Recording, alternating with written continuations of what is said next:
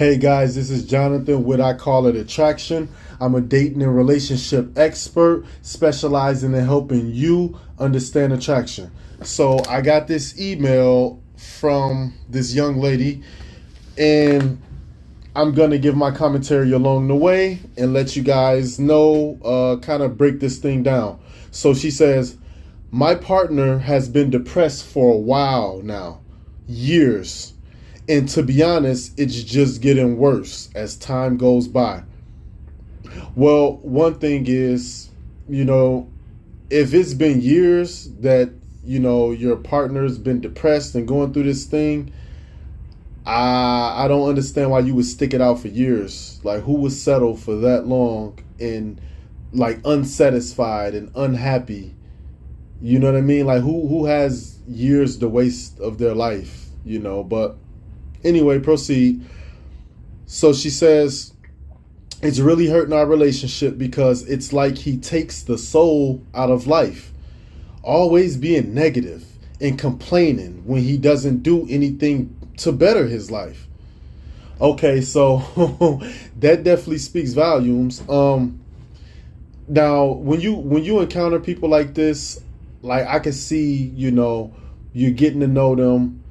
Actually, this is something that you will like kind of become aware of this, in the dating stage, which is, the first couple weeks. I couldn't see, before you get into a relationship is usually, few months, 2, 3, 4 months, depending, it fluctuates with the person, but let's just say 3, 4 months, you get in a relationship at the 4-month mark. Is no way you're going to go into a relationship and this person is negative and always complaining. Why would you want to enter into a relationship with a person like that? Now, unless they were hiding this, unless they were kind of like, kind of self-aware, and they know like, oh, well, I don't want to put this side of me out there yet because, I know she might think negative of it. So I just wait till I get in a relationship with her. Then I can really be who I really am. Unless that's the case, I don't even understand why you would pass the dating phase and agree to enter into a relationship with this person, to even let this go prolong for, some years. I mean, that part doesn't make sense. But because essentially you're wasting time. You're wasting years of your life. She says, takes the soul out of life, always being negative and complaining when he doesn't do anything to better his life. It's also really affected me to the point where I'm becoming full-on depressed as well. I want to support him and be there for him, but at the same time, I feel like we're on a sinking boat together. He is taking meds and therapy. It seems to not be working at all. So this is a lose-lose, because now his negative energy, his negative self-thoughts, his negative views is all coming back to you, attaching to you, because that's what he projects, and you're, in the same space as him. You're probably the only one who listens to his crap. No one else probably even gives it ear. Because most people don't want the negativity upon them. I know I don't. You could try to help somebody, that wants to help themselves, but it starts to get tiring when you go through this with the same person over and over and over, day in and day out. You're trying to help them with their problems, but they always got some sort of problem and complaining about something, and got some pessimistic view of things not working out, and just, head down in the dirt, complaining about life and why the system treated them wrongly and why they deserve this and that.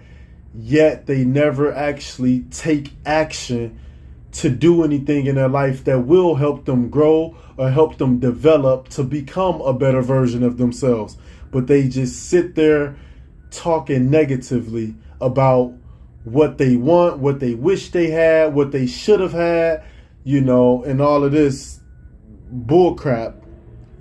Somebody like that is draining. That is draining to be with someone like that. If I was you, I would leave. I definitely wouldn't stay any longer. I don't know how you even allowed that connection to grow the way it is, but I'll tell you one thing. I often say, no one will ever say or do anything to you that you don't allow or invite. So you obviously allowed this, you obviously invited this, and this is why now this is tearing you down. So if you want your health, and your livelihood to be okay, your mental health, if you want to be sane and you actually want to be healthy and you don't want to be drowned in stress and, toxicity, you need to get away from this guy. You need to run for the hills, because this negative energy will do nothing but bring you down, and it's no sense on two people being depressed. I mean, at some point you can only help him as much as you can, but at some point he's going to have to get help. He's going to want to have to help him.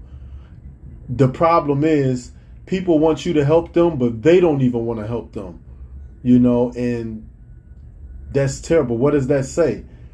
If you don't even want to help yourself, but you want me to help you, you're a lost cause, and you don't even deserve. You don't deserve my friendship. You just don't deserve it, because you don't want nothing for yourself, but you want someone else to want something for you.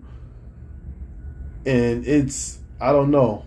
It's not a good thing. That's not a good place to be. So I definitely would leave. I wouldn't entertain another second with this person, but desperate people, as I say, tend to fall upon desperate measures. When you're desperate, you have no options, you have no one else, you tend to settle for whatever you can get. And if this is all you can get, then I hope you try to grow and develop where you can gain more, but this is definitely not it. This is definitely not the position you want to be in. So, I mean, if you want to continue being dragged down and being depressed and losing hair and losing sleep over this, I mean, be my guest, but I definitely wouldn't recommend it, so I just encourage, this woman or anyone else to definitely don't stay in a situation that's like negative or that's toxic. I mean, 1 + 1 is 2, right? So if you like the content in this video, please like, subscribe, and share. And remember, love inspires, endures, uplifts, and bears all things. Peace.